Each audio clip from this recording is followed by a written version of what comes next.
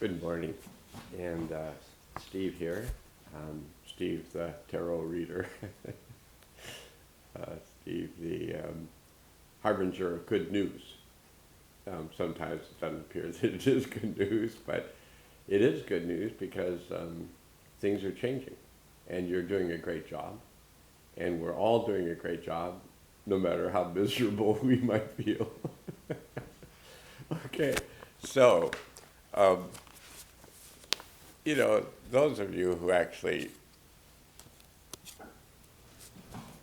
maybe know and love tarot cards as just a means of kind of tapping into the unconscious and finding out what you might be working with in the world currently. And no matter how much knowledge you have or thoughts you have about the tarot cards, um, there can be a certain feeling of, at times, for some, kind of doom and gloom when they get this particular card. So here's the gift from the universe today. May you know that it's really a good omen from my perspective. So here's the card that we got.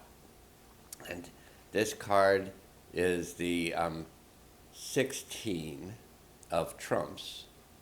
And it's the Tower card.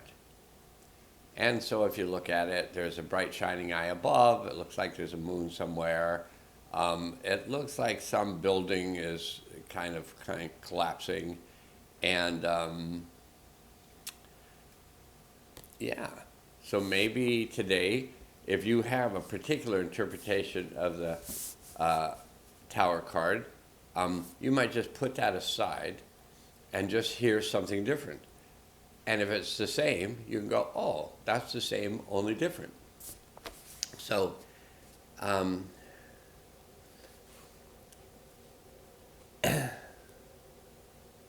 think I'll start off with these words from William Law.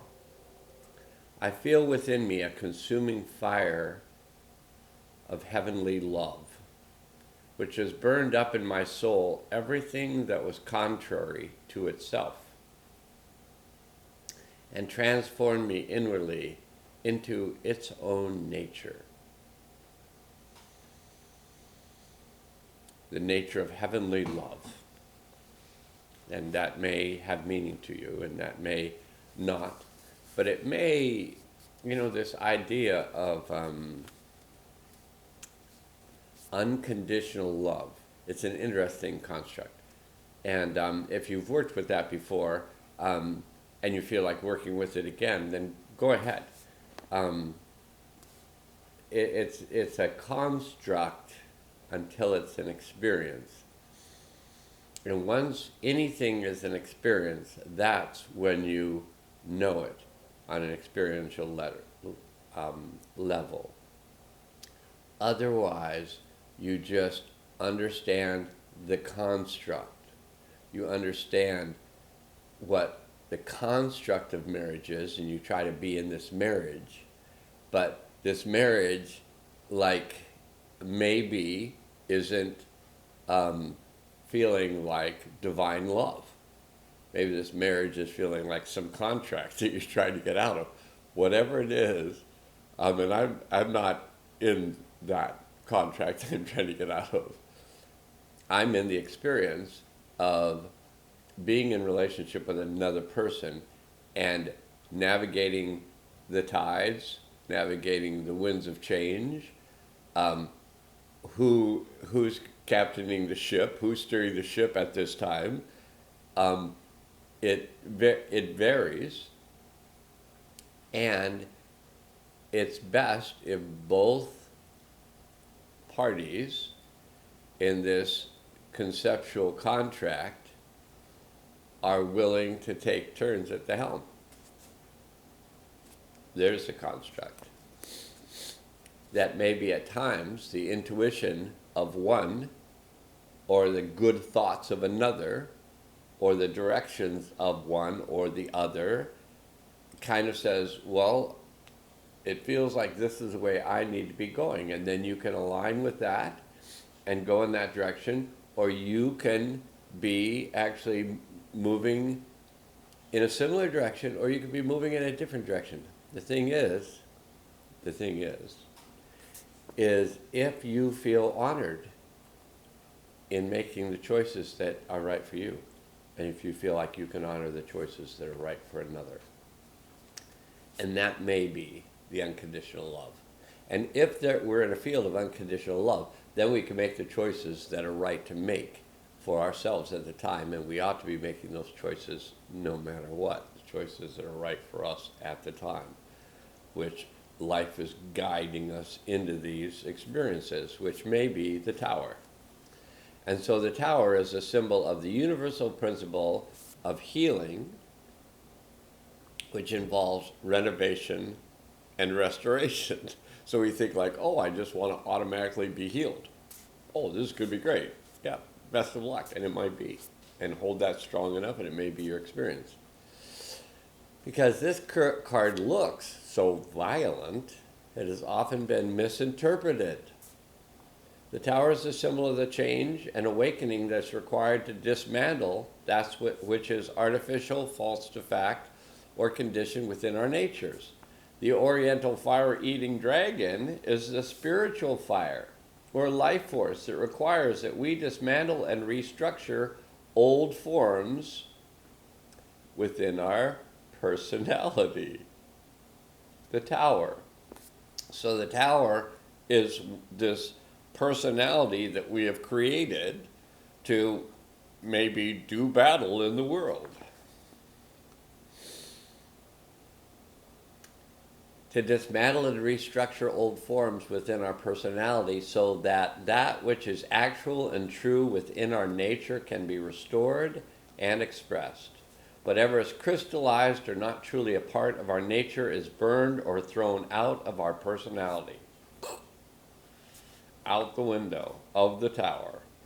The four figures flying in the air are representative of old mental, old emotional, old intuitive, and old physical ways of expressing ourselves that are outmoded and are no longer a part of the authentic or essential self.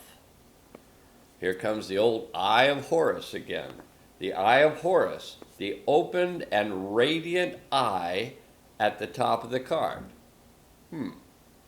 is an Egyptian symbol for the god of perception. Oh, a third eye. It represents the state of awakening, of us seeing the deeper and authentic aspects of self. Once we begin to awaken, we are required to come into alignment with the greater being of who we are, which is symbolized by the Oriental fire-breathing dragon. Simultaneously, this process is one of restructuring old, artificial, and outgrown forms of self in order to heal, renovate, and restore that which is actual and true within our nature. The haloed snake reminds us that renovation often is a process that's similar to that of a snake shedding an old skin in order to express more fully its new and expanded nature. The Egyptian snake with a halo reminds us that as we expand our consciousness, the halo, we are required to shed outgrown parts of ourselves like the snake when it sheds its skin. The dove with the olive twig is a symbol of the inner peace that comes when we return to the essential and authentic aspects of who we are. This symbol reminds us that during times of inner and outer restoration process, it's important to remember this line from the Desiderata, be gentle with yourself.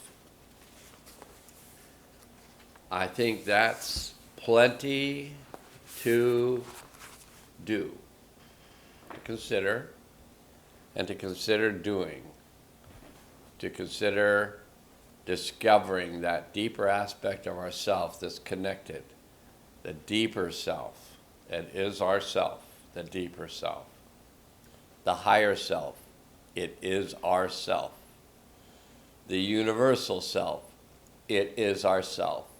And when we make the decision to align with the universal self, the higher self, the deeper self, then we know ourself, and we know that I am that I am. It's been the instructions we've been given on a daily basis over the last 4 months. Be true to yourself. To thine self be true. And when that self is a divine self, one is true to the all that is.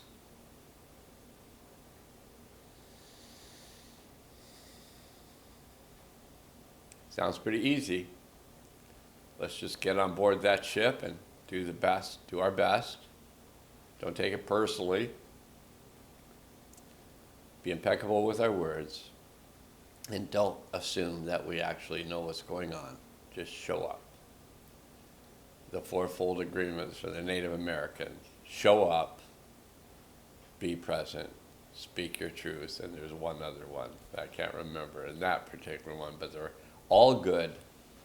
Like in California, it's all good. And so, it's been a pleasure communicating this morning. There's a lot going on. The energy's moving. Oh, and last but not least, there are 260 kin on the day you were born that placed you in one of these kins. It's kind of like astrology, but it's different. But it puts you in one of these kin. So there's 260. My kin are 221. Kin number 221 out of 260. And it just so happens that today is the day of the red cosmic dragon, which is 221 of the 260. And it's the day of my kin. That doesn't mean you have to attend my kin birthday party or anything, or even celebrate. But it is the day of the red cosmic dragon, which means get ready for change. This is the last day of the 11th month, the spectral month of liberation in the Mayan calendar. This is the last day. Make it a good one. Light a candle to the red dragon, whose only interest is getting through these times, getting to March 23rd of 2025, when this 28-year cycle of cleansing is complete. I'm so looking forward to this. So, from a red dragon, have a great red dragon day. The red dragon relates to the life force. May the force be with you. And with that, I'll say, namaskar. It's been a pleasure.